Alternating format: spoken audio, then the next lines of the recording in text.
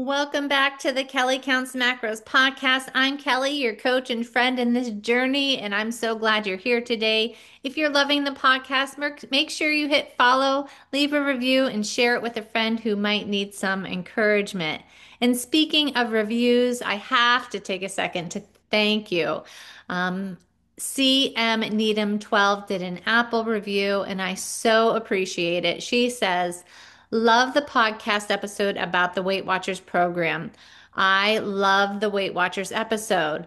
Felt like it was very accurate to my experience. I just ate and ate and ate 0 point foods. Having to retrain my brain has been difficult, but these podcasts are really helpful. Thank you, CM Needham 12, for this review. You're helping me help more people, and I love that's what I talk about is relatable. Weight Watchers was definitely difficult for me and caused bad habits, overeating and over-consuming those 0 point foods. So it means a lot to know these episodes are supporting you as you retrain your brain. So, what's happening in the Kelly Counts Macros world? We just kicked off the fall shred plus train with Kate on Thursday. And let me tell you, the energy is high and I cannot wait to see the results roll in. We are working together over the next 8 weeks to feel confident in our clothes by Thanksgiving. Just picture yourself walking into those holiday gatherings feeling leaner, stronger, and proud of the consistency you built this fall. And can I just say, this past week, we made the most amazing enchilada soup inside of the clubhouse. You can throw it together in the crock pot, let it simmer, and the flavor is incredible. Warm spices, tender chicken, creamy broth, a little bit of a kick. It's one of those recipes that feels like comfort food, but totally fits into your macros easily. It's perfect for fall evenings and football Sundays. So if you are a Clubhouse member, be sure to check out that enchilada soup. So, today, why I don't like cheat meals or cheat days. So, today's topic is one that comes up a lot in the dieting world, cheat meals or cheat days. And I'm just going to say it. I don't like them. I don't recommend them. And here is why. So, number one, cheat meals are like shopping with no price tags. Think of it this way. It's like going shopping with a budget, but none of the items have price tags. You have no idea what you're spending until you check out, and suddenly you've blown through your entire budget without meaning to. That's exactly what happens with cheat meals or cheat days. People underestimate how many calories they're consuming, and in in the moment, it feels like a fun break from your plan. But here's the reality. You can take your weekly average calories from a fat loss deficit straight up to maintenance and usually surplus. And if that happens, weight loss stalls, you gain weight, you get frustrated, and you feel like nothing's working. It's like walking into Nordstrom and grabbing a pair of mother jeans, which are my favorite. You think, oh, these will probably be about 50 bucks. Then you get up to the register, swipe your card, and they ring up at 300. You didn't check the price tag first, and now you've completely blown your budget.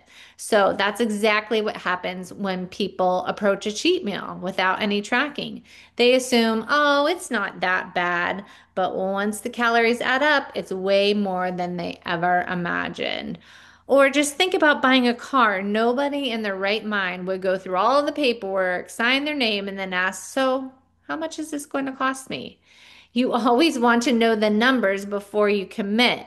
Yet with cheat meals, people dive in head first and only think about the cost after the fact. So then when they step on the scale or when they realize their weekly deficit has vanished, just like shopping, not knowing the price up front leads to what? Regret, frustration, and wasted effort. So, what is an action step that you can use?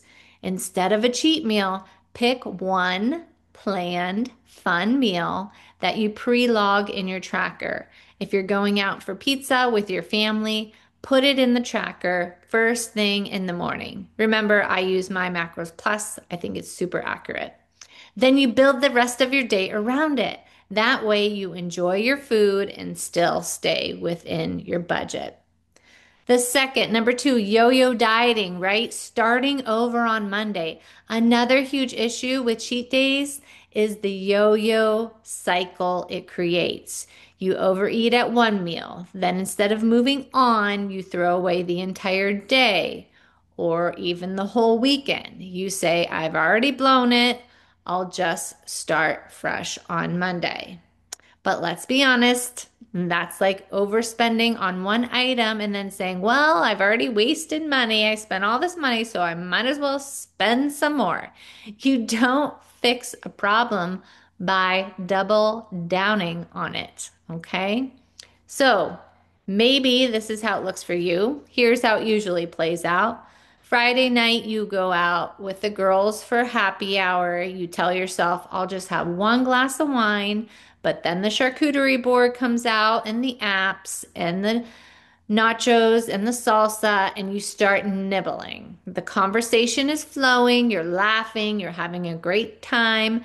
Suddenly, your plan of one glass turns into three or more. You head home, you sleep a little heavier. Saturday morning rolls around, you're tired, you missed your workout, and because of that, you think, well, I've already blown it. I might as well grab a donut for breakfast. And then it doesn't stop there, right? The kids have sports all day, so you're busy running around. So lunch turns into a drive-through because your kids want to go through, Chick-fil-A or McDonald's. Then you keep saying, I'll start fresh on Monday. So the rest of the weekend becomes a free-for-all. Pizza, takeout, comfort food, ice cream. And by the time Monday morning hits, you feel bloated, you are sluggish, you are frustrated, and you cannot believe you did it again. But it all started with a one unplanned cheat meal on Friday night. So, this is how the cycle begins and why it's so important not to let one choice turn into a spiral. So, like for an example, let's say you plan on eating 500 calories for lunch, but you went out and ate 1,000. Instead of spiraling and saying, forget the day, just get right back on track at dinner. Your body responds and your mind to consistency over time, not perfection in one meal. Your body and mind respond to consistency over time, not perfection in one meal. Retraining that brain. So, if you feel like you've gone overboard at one meal, take a breath, take a pause, simply choose a lean protein and veggies for your next meal. Don't let one choice dictate the whole day. Every second, you have a chance to make a choice that aligns with your goals. It seems so simple, but take a slight pause and rewire that brain. The third, no weekend structure.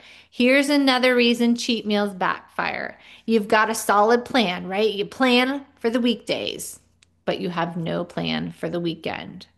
So without structure, the weekends become this free for all, and all your hard work from Monday to Friday gets undone in 2 days. So think about it. If you hit your deficit perfectly for 5 days, but then you have 2 or 3 high calorie untracked days, your weekly average is no longer a deficit, and progress only comes from the average. So, what can you do? Start building weekend structure. If you know you're going out to dinner, pre-log the meal. Then plan your breakfast and lunch around it. Or try calorie cycling, like I give you in the shred, your weekend macros, 2 days of flexibility. So this means I set your macros a little bit lower during the week so you can have 2 days on the weekend while keeping the same weekly average. It's like budgeting. Spend a little less on groceries so you can spend more on a night out, but stay within your total budget. So another thing, treat your weekend just like a weekday with structure. Keep it structured, eat around the same times. Structured, just treat your weekend like your weekdays. So let's just say if your target is 1,400 calories per day, that's 9,800 calories per week. You could eat 1,300 Monday through Friday and then 1,650 Saturday and Sunday, and your average would still be the same and you would still be in a deficit. Number four, the I deserve this runner's mentality. And I guess it's just not runners, but anybody who works out. So this one hits close to home for me because I used to be a long distance runner. I had my weekly mileage, mapped out, certain miles on Monday, Tuesday, Thursday, a rest day or two, and then a big long run on Saturday as I trained for half marathons or a marathon. Here's what would happen. I'd come home from that long run completely exhausted, and my mindset was, I deserve all the food. I would overeat every single meal the rest of the weekend. Bigger portions than I needed, extra snacks, sometimes two scoops instead of one at the ice cream store, or digging into the cookies and brownies that I baked for the kids. And before I knew it, that reward mentality had carried into Sunday too.